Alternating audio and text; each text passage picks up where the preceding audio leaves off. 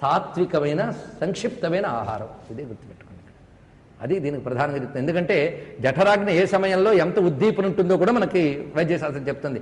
అందుకే భారతీయుల లేదా హైందవుల ఆచార వ్యవహారాలన్నీ కూడా భౌతికమైన ఆరోగ్యాన్ని ఆధారం చేసుకుని ఉంటాయి. కొంతమంది తెలుగుగా చెప్తూ ఆరోగ్యం కోసం అలా చెప్పారండి. నువ్వెవడు చెప్పడానికి, దానిలో ఇంకా తెలియని ఎన్నో సూక్ష్మ శక్తులు ఉన్నాయి, అందుకోసం కూడా చెప్పారు. ఇది ఒకటే కాదు అర్థం. అది మనం అనేక మార్లు భారతం మొదలైన చెప్పినప్పుడు చెప్పుకున్నాం. నేను ఎక్కువ విస్తరించక్కర్లేదు, దాని బదులు మనుకుని చెప్పుకోవచ్చు.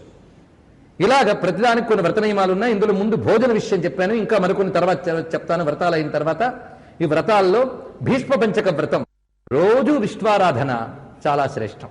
విష్ణువారాధన అంటే ఇతరుల్ని కాదని కాదు, ఇతరుల్ని చేస్తూ విష్ణువుని ఆరాధించడం, విష్ణువుని ప్రధానంగా ఆరాధించుకోవడం చాలా శ్రేష్టం. అయితే సంవత్సరం పొడుగునా విష్ణువారాధన శ్రేష్టం.